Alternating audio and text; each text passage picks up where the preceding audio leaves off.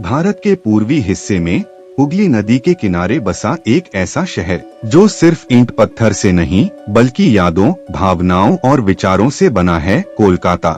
यह शहर तेज भागता नहीं, यह ठहरकर सोचता है। यहाँ सुबह की शुरुआत चाय की प्याली और अखबार से होती है और शामें बहस, कविता और संगीत में ढल जाती हैं। कोलकाता वह शहर है जहाँ अतीत आज से बातें करता है और हर सड़क कोई न कोई कहानी सुनाती है।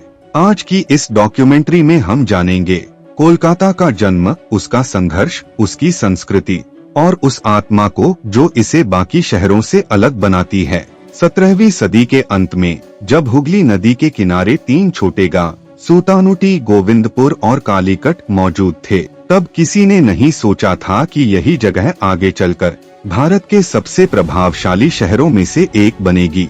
1690 में अंग्रेज व्यापारी यहाँ आए और धीरे धीरे यह क्षेत्र ईस्ट इंडिया कंपनी का प्रमुख केंद्र बन गया। 1772 में कोलकाता को ब्रिटिश भारत की राजधानी घोषित किया गया।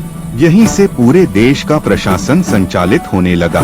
ब्रिटिश शासन के दौरान बने विशाल भवन, चौड़ी सड़कें और यूरोपीय वास्तुकला आज भी शहर की पहचान है। कोलकाता ने सत्ता को बहुत नजदीक से देखा है और शायद इसी वजह से इस शहर ने सवाल पूछना सीखा। कोलकाता केवल शासन का केंद्र नहीं था, यह विचारों और शिक्षा का भी केंद्र बन गया। यहीं से सामाजिक सुधार की लहर उठी।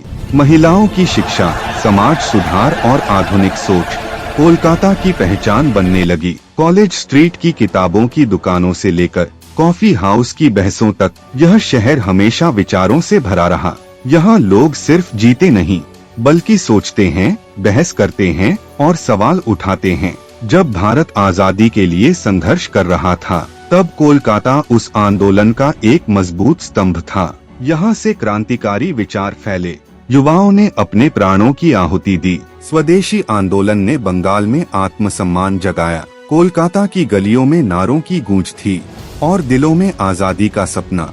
यह शहर डरता नहीं था, यह शहर लड़ना जानता था। कोलकाता को भारत की सांस्कृतिक राजधानी कहा जाए तो यह कोई अतिशयोक्ति नहीं।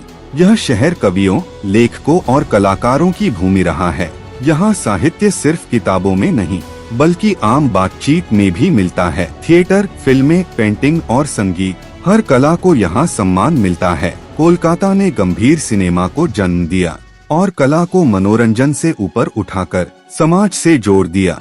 कोलकाता के त्योहार सिर्फ उत्सव नहीं, पूरे शहर की सामूहिक भावना होते हैं।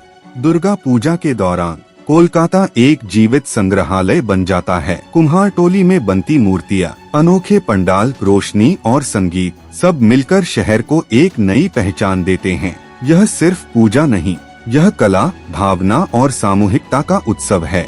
कोलकाता का स्वाद उसकी आत्मा से जुड़ा है। मछली भात से लेकर मिठाइयों तक हर व्यंजन में परंपरा की खुशबू है। स्ट्रीट फूड, ट्राम की सवारी, बरसात में भीगती सड़कें, यह शहर साधारण पलों को भी खास बना देता है। आज का कोलकाता बदल रहा है। आईटी हब, मेट्रो नेटवर्क और आधुनिक इमारतें शहर को नई दिशा दे रही हैं। लेकिन इन सब के बीच कोलकाता ने अपनी आत्मा नहीं खोई। यह आज भी इंसान को इंसान बने रहने की याद दिलाता है। कोलकाता सिर्फ एक शहर नहीं, यह एक एहसास है। यह आपको अपनाता है, आपसे सवाल पूछता है और आपको सोचने पर मजबूर करता है। जो एक बार कोलकाता को समझ ले, वह इसे कभी भूल नहीं सकता, क्योंकि कोलकाता समय के साथ बदलता है लेकिन अपनी आत्मा कभी नहीं छोड़ता।